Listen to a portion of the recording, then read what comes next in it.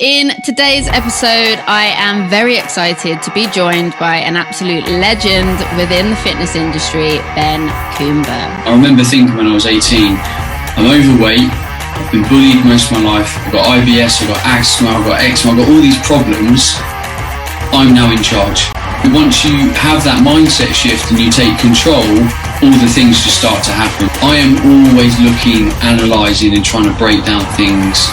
I'll be honest, I didn't realise I sometimes shied away from that. For me, it's just about standards. How high are you going to set the bar? People often think it's all about working hard, but I think it's working smart, but smart and hard. So much of our unhappiness is because...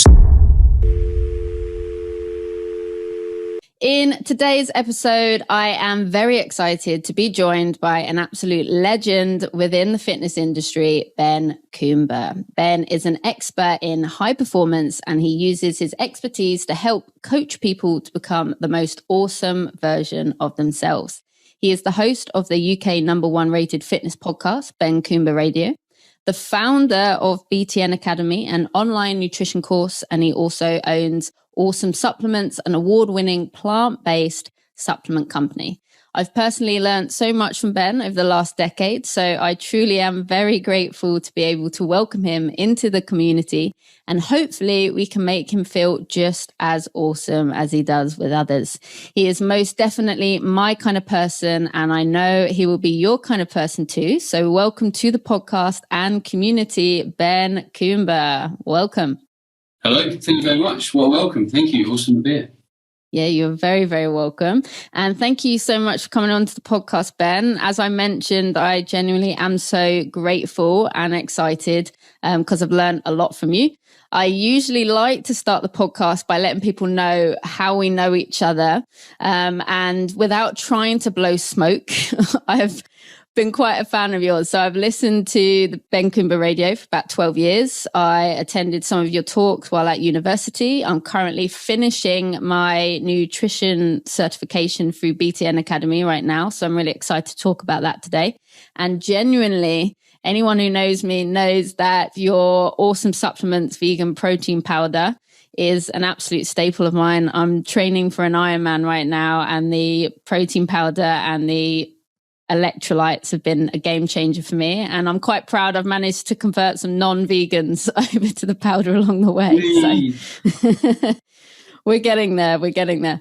So yeah, genuinely so grateful for not only your contribution to my own learning, but to the industry as a whole as well. And before we learn a little bit more about high performance and all of your incredible businesses, please could you share with us where you have grown and flown? So where did you grow up, and where would you consider home now? I suppose I consider home where I am now, which is Suffolk in the UK. I grew up on the south coast, like Portsmouth kind of area, but my dad was in the military, so we flew around like everywhere.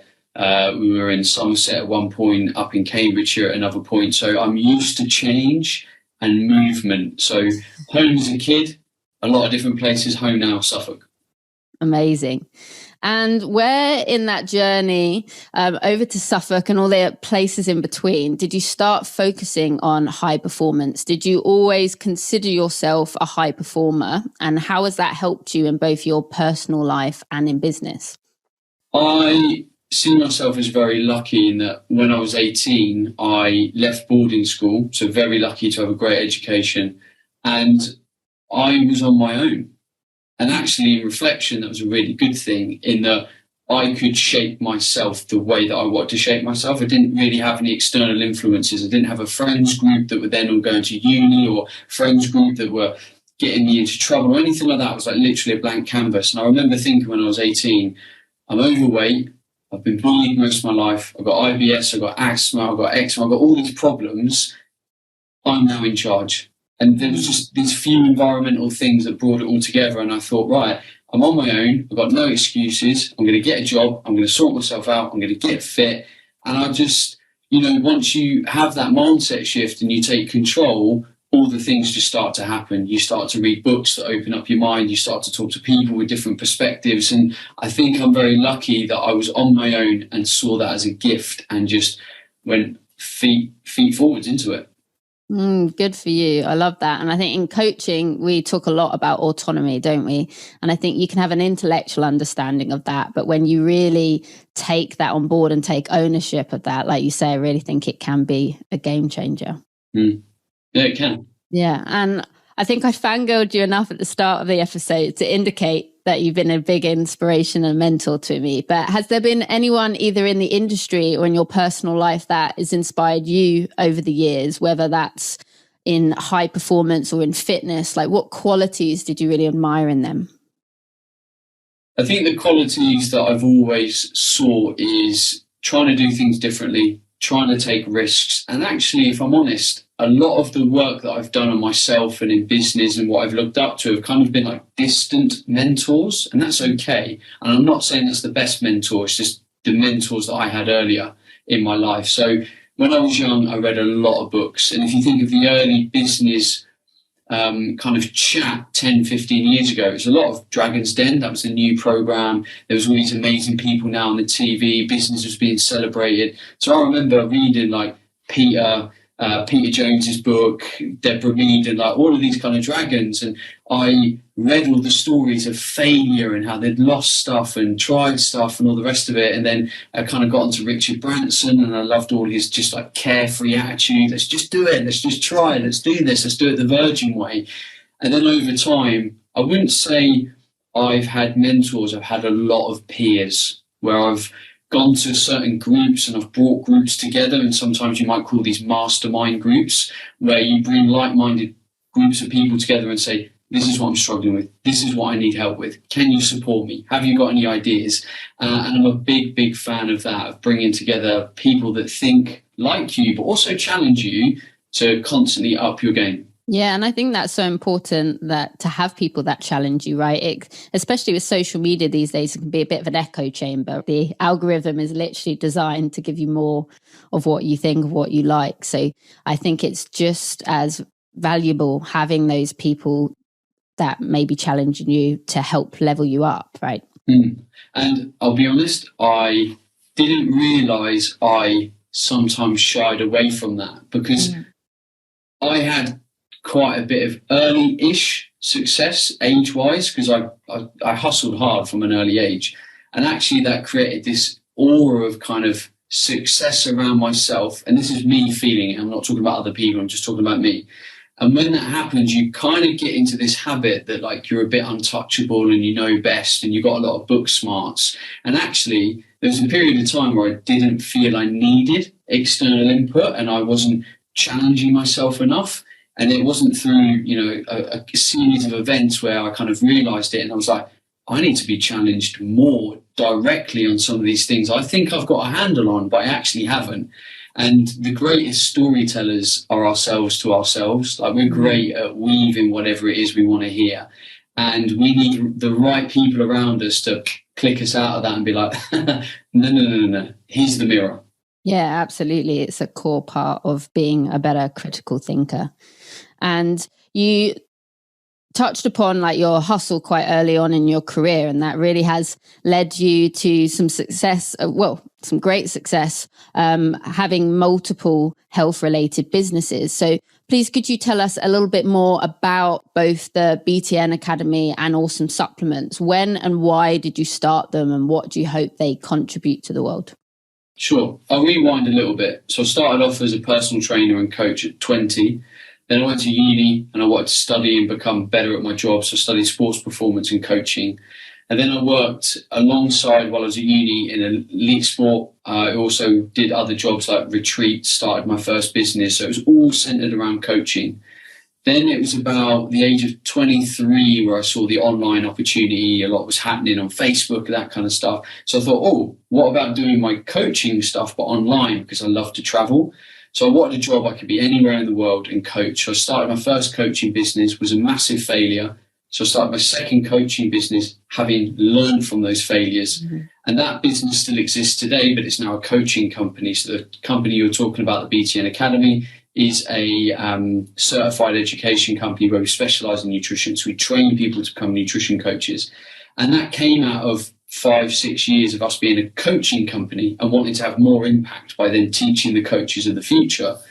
And then as a lot of business ideas happen, I was just then frustrated. And I was like, I'm frustrated at the world of supplements. There must be a better way. And in my naivety, sort of went headfirst into it, thinking, oh, how hard can it be to start a supplement company? So that happened in 2016. And there's been various little side projects, here and there along the way. But yeah, the core business is all around nutrition, education, supplementation, and hopefully a good dose of inspiration along the way.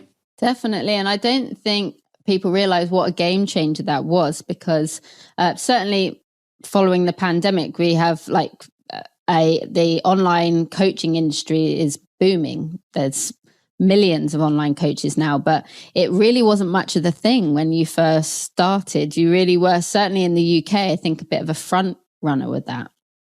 I was. I don't want to say I'm lucky, because you've got to get to a point where you open your mind up to these things to see them, right? So I am always looking, analysing and trying to break down things. Why are they happening? Where are people going? What are they listening to? Why are they listening to it? And podcasting started becoming a thing in America. And I was following a lot of American fitness people, because I always find America's like 2 to 3 years ahead of the UK. Yeah. So it makes sense to follow America. Also, there's more people living there. So there's more chance that you see the movement because of the people. And I was like, why don't I do a UK podcast? Who's doing a UK podcast? Oh, amazing, I can be the first one. So that definitely helped towards my success, being one of the first. Yeah, absolutely. And I laugh about it now, but I remember your podcast was one of the top ones at the time. It still is extremely popular. And I remember explaining to people oh, you should listen to this podcast, and people being like, what's a podcast? Which we laugh at now, because podcasts are huge. They're a part of our everyday, and they're such a fantastic source of information. But like you say, certainly in the UK, it wasn't really much of a thing when you started. It was all very new. So it's incredible, your vision with that. And I tell you what, the best thing about it is I think when we spoke before coming on this podcast, you said I was part of inspiring you to do a podcast. And that's beautiful and I get messages all the time. Oh, I actually started my podcast because, I heard yours and I enjoyed it, and I wanted to have my own message my own way. And that's brilliant. You're just creating this ecosystem that's then building, and good messaging's getting out there. And that's the beautiful thing about being in the world that we're in. Yeah, absolutely. And it's huge. Like I said, not only to have the vision to do that, but also the bravery to do that, because you're kind of out there figuring out and doing this new thing that others either were unaware of or not so brave to do yet. I think it's a lot easier now. One, it's just more accessible to create a podcast, but also if everyone's doing it, it's a lot easier to get started, because it's kind of the thing to do. But very much when you started, you were on your own for a little while there. Yeah, I did. I had to figure things out. Now there's a lot of good templates. You could pick your favorite or the top 20 podcasts, listen to them, and get a great idea of how to run a good podcast. So I definitely had to feel through it. But do you know what? I like learning like that. I like just being able to kind of figure it out. And I think that also helps me become a better coach, because I'm constantly figuring things out myself. I know loads of coaches that are just they're almost they're just taking information from one person or one mouth or one book and putting it into another. And I feel like I've genuinely been on a lot of the journeys that I help people with. So I have empathy and insight, which I don't think every coach can say for themselves. Yeah, definitely. And empathy and insight is such a huge part of coaching, and also to be able to lead from the front. As coaches, we want our clients to be trying new things, to be brave, to give things a try and not worry about failing. So the fact that you're willing to do that out in the open, I think also helps build incredible trust with your community. You really practice what you preach, and I think that's very important. And we were talking about awesome supplements. Again, you had quite amazing vision with that as well in the UK. I know you've recently turned the company completely vegan. And also, as someone who's been trying to work on my own footprint and my own journey with sustainability, it's amazing to see what you are doing with the company and being as eco-friendly as you can. And I think those are two of my favorite things about awesome supplements. Is one, how sustainable you've tried to be throughout the whole product journey, but two, how incredible the products taste.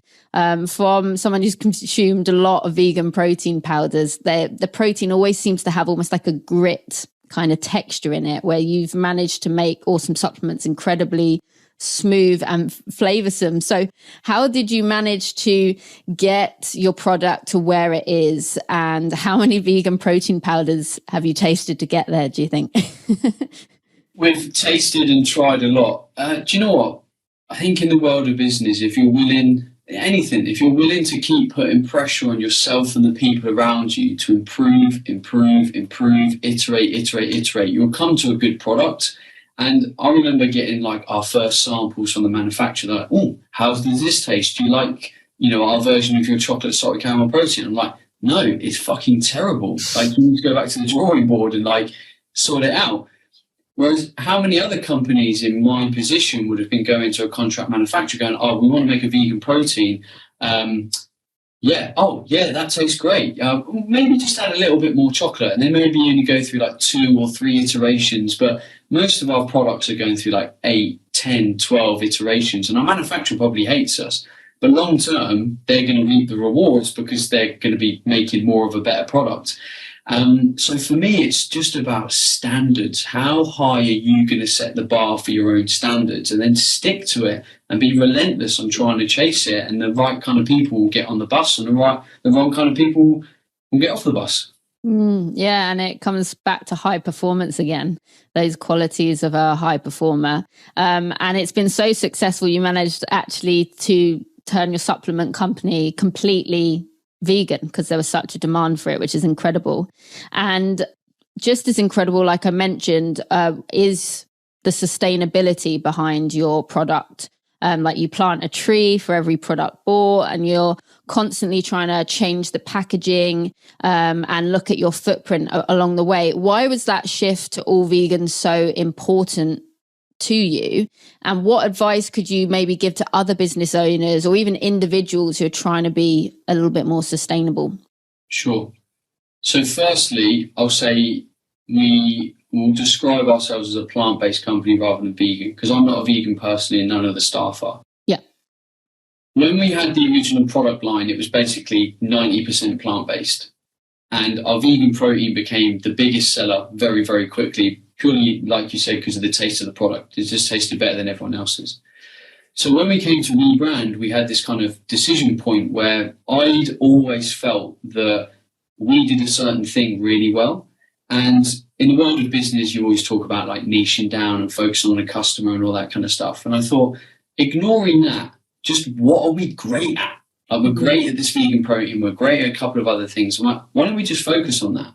And there was a few other things that happened, like whey protein was starting to become really expensive. It was hard to import. Brexit was affecting things. And it just felt like a natural evolution. It's like, why don't we just be plant-based?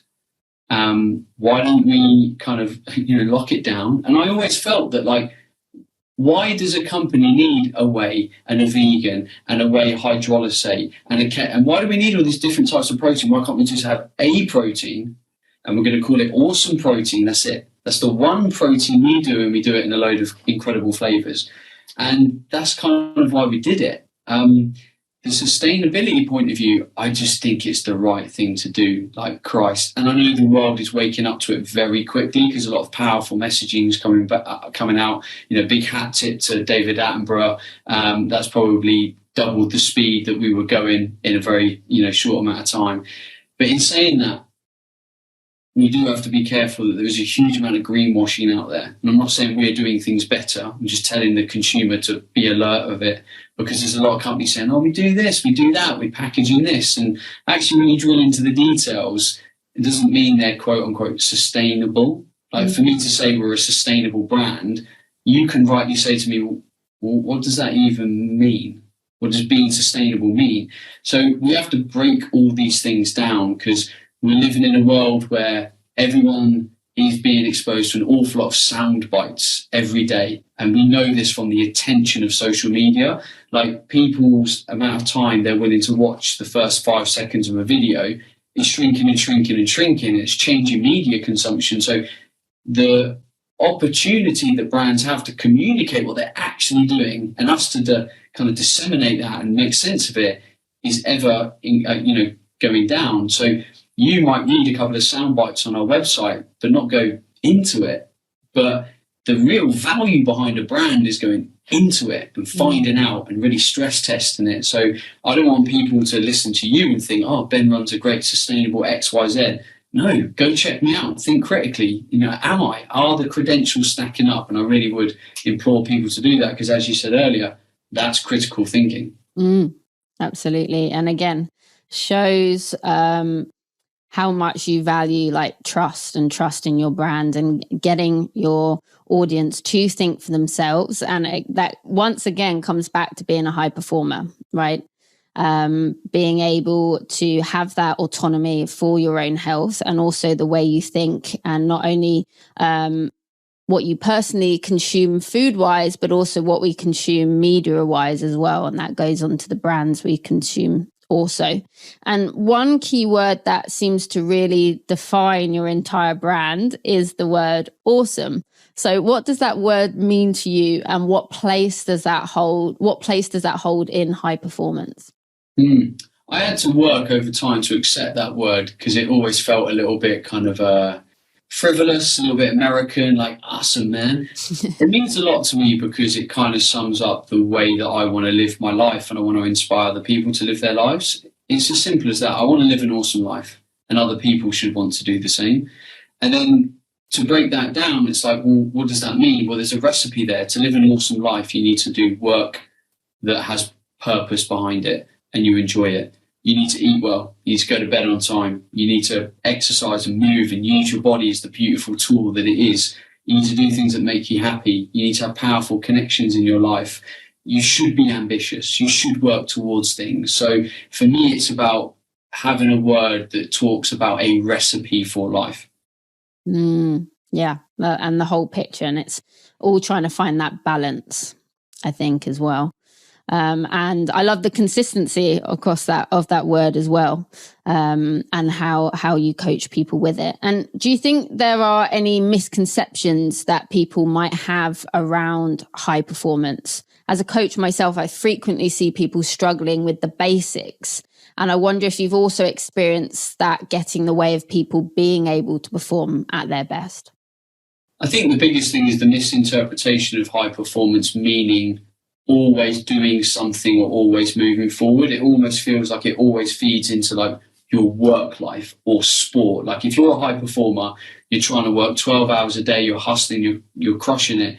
No, high performance is every hour that you're awake, you're doing what you want. You're performing well at it. You're being fulfilled by it. So whether you spend 2 hours working one day or 16 hours one day, you are performing at your peak with purpose, fulfillment. And that's all I think it comes down to. It's not just about hustle hard all the time. Far from it. Yeah. And I think people often think it's all about working hard, but I think it's working smart, but smart and hard. I think you need them both. Yeah. And do you know what? The messages that we're giving today will land differently for different people where they're at in their life. Mm-hmm. Like right now in my life, I want to work smart, logically, pragmatically, in a fulfilled way. When I was younger, I was trying to work smart, but I didn't really know how to work smart. So I had to work hard. I had to figure it out. And that's why I worked 10, 12, 14-hour days when I was younger. But now I'm like, I can probably get the same ROI, but doing 6 or 8 hours a day, because I know what I'm doing. Like I've figured the smart bit out a bit more, not to say I've figured it all out. So over time, you learn that you don't have to work as hard. And also life changes. I've now got 2 kids. I've got different priorities. I've got different balances I want to uphold. And I enjoy my work in different ways than when I did when I was in my 20s. Yeah, I love that. And I love the evolution as you've come to different parts of your life. And for where you are at in your life now, what makes you feel awesome? Sleep. That is the one thing that I'm forever trying to improve, and it's purely because I've got young kids, and that's my biggest challenge. I feel that most areas of my life are very good. They're very high performing. They're well dialed in. So my routines, morning and night, they're great. They prep me. They wind me down. My food is great. My relationships are great. So sleep is always like the ongoing battle. And I feel it even more because I probably focus on it that much. It's like the one thing I'm like forever trying to improve. Yeah. But at the same time, I also give myself a wide berth because I can't control it. Yeah. So if you can't control it, you need to let go, do what you can, and then otherwise just kind of crack on. Yeah, definitely. And I appreciate how much effort you put in daily to making, to kind of learning in public and also making the health and fitness industry a more welcoming and educational space. I know we talked earlier about, you've failed at some of the businesses you've done, and like you were kind of working out the podcast as it goes along. So you really have been a leader within the industry. What excites you about the direction that the health and industry is going at the moment? And what would you like to see more of? The biggest thing, and I'd say there's been a few really key contributors of this, is moving out the bullshit. Like there is a huge amount of like, this product doesn't work, that thing's a fad, why are we doing that? That's a faulty belief pattern. And while some people might, have gone about it in different ways to other people, the messages are hitting home. More and more people are talking about it. So more and more people now know that in the world of nutrition, calories are king. Whereas previously we were arguing way more whether keto diet's best or this diet's best. And so I think the evolution of that is really powerful. But I think the realities of why we eat and move have to still improve. We still do it to live a better life. There's still a huge amount of body composition messaging in the fitness industry where it's like, it's all centered around how you look, whether you've got abs and stuff. So I want to see that evolve. But you know what? Technology over the next 10 years in the fitness industry is going to be beautiful. It's already really ramping up. But the things that we're going to get back from our ring or a wrist strap or a chip in our ear is going to be incredible, and it's going to tell us so much. And if people choose to engage with their health, I can imagine life expectancy is going to go up another 10 to 20 years because we're able to use data to look after ourselves in such a powerful way. Yeah, absolutely. And I know certainly the way you come at coaching is very much evidence-based. So to have all that extra data is really important. And I've always found you to be someone who does seem to have quite an excellent bullshit filter, if I must say. And I think a way I've noticed you being able to do that is you seem to be able to ask very powerful questions. So, for example, I attended a talk that you gave back in 2014, so some years back now, at Royal Holloway University, which is where I studied. And it was a seemingly simple conversation, but it really made me think and stuck with me. There was a young lad that had put his hand up to for the Q&A, and he'd said about how much he was struggling to run inside on a treadmill. And instead of you going into like kind of bombarding him with data or giving suggestions, you literally asked him one simple question, and that was why. And he sort of said, what? And you said, like, why are you running on a treadmill if you don't like it? And it was such a simple question and seemed obvious, but you had a really delicate way of speaking to him without making him feel stupid. And you just kind of seem to cut through our own kind of bullshit with just a very powerful and simple question. And that's always stuck with me, that ability to help people through really getting to the right questions and making people think for themselves. So how have you, I guess, cultivated that in your work? Have you always found it the importance of really asking those questions? Firstly, thank you. So to answer your question, I'm a big fan of studying human behavior. Mm-hmm. And I'm a big fan of also knowing my own shortcomings, biases, and how I just operate and think. Now, the reason I say that is a lot of people, when they hear a question being asked, they're already formulating their response in their head. Their ego's taking over, and, the ego almost wants to be the expert. And, a lot of coaches would have stood in front of that kid and been like, we should do this and you should try this, because they're trying to play the expert role. Yeah. But the only role I'm trying to do is break down that little wall that's in front of that person that is actually a really small wall to me, but a really big wall to them. Yeah. And I've just got to see it as a small wall and just say, why? Or have you thought about this? And a part of that as well is reading between the lines. What is the person trying to say, but they're not actually saying? Because most people answer a question at like surface level. While you're asking the question, I'm trying to go below that surface level and go, what are they actually saying? I'm trying to read their body language, their tone of voice. Where is the actual problem? Because it's never in the question. And I'm trying to dissect all of that. And then that's how I come at my kind of next comment or my next question. And I mean, if you had a coaching session with me, I say very little, very, very little. I'll probably speak for 5 minutes out of a 60-minute coaching session, because I feel my job is there to just unravel this mess that person feels they're in by just probing, picking, saying why, how, what about this? And then they lead themselves to the answer. Yeah, and it was really like, we're 8 years down the line now, and that really stuck with me, and it really has influenced my own coaching as well. And as I say, it was a really, at the time, maybe seemed insignificant conversation, but it was just so powerful. And like you said, the young guy who put his hand up was kind of ready almost for his response. And he had to kind of actually go back a minute and be like, what? Because like you said, you could have taken that opportunity to kind of throw your advice and play the expert. But really, it was just such a simple question that really made him kind of stop and take a step back and be like, yeah, well, why am I running on a treadmill if I really don't enjoy it? And he kind of answered his own question, and that just really stuck with me. So thank you for that.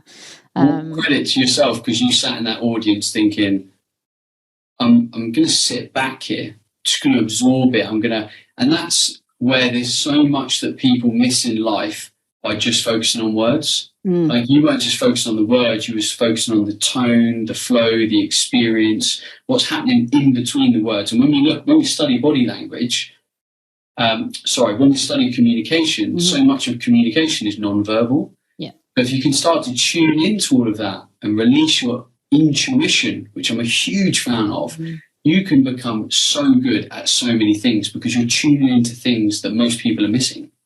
Yeah, absolutely. And it's transformed my own coaching, that ability to kind of read between the lines, ask important questions, and kind of then just sit back and give my clients the space to kind of share. And like you say, often they're providing the answer not only with their words, but with their body language and their actions as well. So that was a really, really important lesson to me. And I'm a business owner myself, and I have a huge amount of respect for anyone who is out there consistently working away at their passion and doing what they can to create positive change. So do you have any specific advice that you would give to anyone else who is looking to make a start following their passion? Was there anything you'd wish you'd known before starting?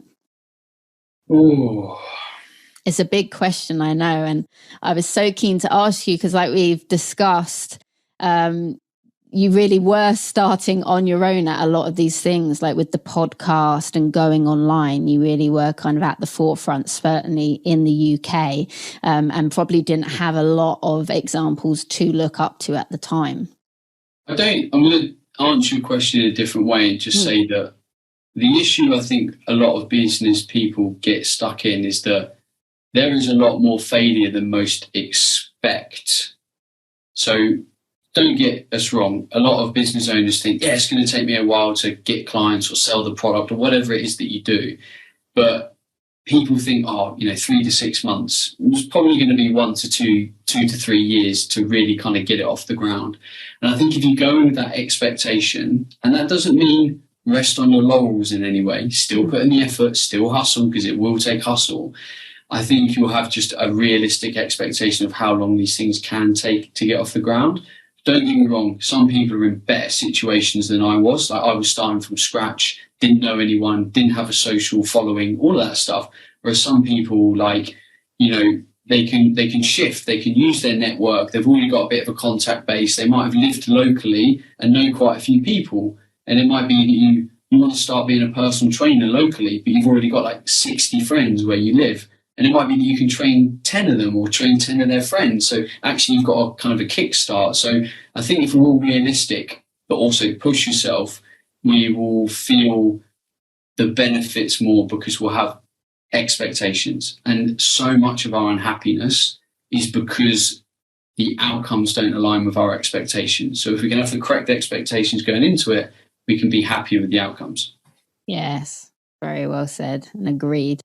And over the years, despite kind of being on your own for a lot of it, over the years, you've provided a massive contribution to the health and fitness industry as an educator. You know, you've helped people for over a decade through your podcast and then with the BTN Academy. And most recently, you've created this incredible free coaching community with a Facebook group, which is the BTN Nutrition Coaching Club. And I think it's really is incredible that you had to, as I say, work up your way up through the industry, doing things, as we've discussed, like kind of on your own. So to then turn around and that actually create this community for others so they don't have to do it alone and they can inspire each other, I think is really powerful and is a testament to your character. So what does community mean to you, and how has your idea of community changed over the years, and how do you want to continue to cultivate that across your work? I don't think it's changed. For me, community is finding people that can help you on your journey and sharing that journey with them. And your communities will evolve and they'll change. Like, communities that I have now are totally different to what they were 10 years ago. Some are the same. So as long as we can see ourselves flowing through these groups, sharing relationships, having some, leaving others, I think we'll have a nice journey. And it's just about being around like-minded people, whether you need a business community, whether you need a fat loss community, whether you need a really local community because you're a new mum and don't know people. Like, it's about finding support, insight, and just like sharing the challenges. Because how many people like have a chat with someone and they didn't really get any advice? It was just sharing the burden of the burden with that person that already made them feel better. And that's the power of a community. Yeah, definitely. And like I said, you really have cultivated some amazing spaces, especially with that free coaching group. I think it depends what mindset you approach it, right? People with a fixed mindset can think, oh, there's millions of online coaches now, you know, there's no room for me. If I share this, then other people might take that and take my clients. Whereas it's so refreshing being part of this coaching group where everyone really does seem to want to see each other succeed and is so willing to kind of offer each other advice and see it as an opportunity actually to level up. The coaches in that community seem to look at it and think, wow, actually, no, there's room for everyone. And there's really space for us to learn from each other here. So I think that really is amazing to see. It's exciting. Thank you. You're very welcome. And Ben, I cannot thank you enough for sharing your time, energy, and expertise with us today. This personally has really meant a lot to me. And I think you are so humble in your leadership approach. And despite having actually provided so much to health and fitness professionals like myself, and you've been a great mentor to me. So you do so much to help others. How could we help you? Where can we follow your work and support you? Just type me into a social thing or a Google thing, BenCoomber, which is my name, and you'll find me. If you want to follow, come say hello. If you don't like what you see, then unfollow. It's as simple as that. I don't like a hard sell. We're in an age where there's a million podcasts, there's a million people on social media, and if something I've said has landed with you today, then come and follow and see if you like what you see. Amazing. And I can't wait to personally continue to learn from you and to also witness you helping even more people feel awesome. And I'll make sure to put all of the links to you in the show notes as well to make that easier for people. And I know you're an incredible busy man, but one last question before you go. Do you have any parting words of advice that have served you well that you would like to finish on to share with this community?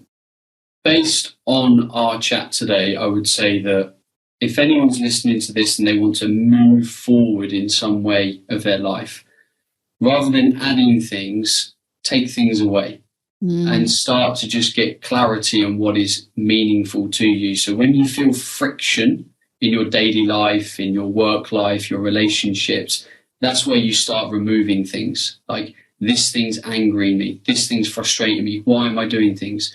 And do your best to take it out of your life. Some people will struggle with that, depending on their life, what it is they're struggling with. Some people won't, and it will be uncomfortable at times, but friction is the sign that you need to move away from that or create a solution for that.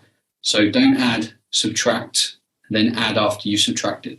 Yes. Thank you. Ben, you are an absolute legend. Thank you for being awesome. Thank you for showing others how to feel awesome. And thank you for the value and education that you so graciously share, and for your continued efforts to make the world a healthier and hopefully a bit more of a sustainable place to live in. You lead from the front, and I'm grateful to have been able to follow for so many years. So thank you for being my kind of person. Thank you. Stay awesome.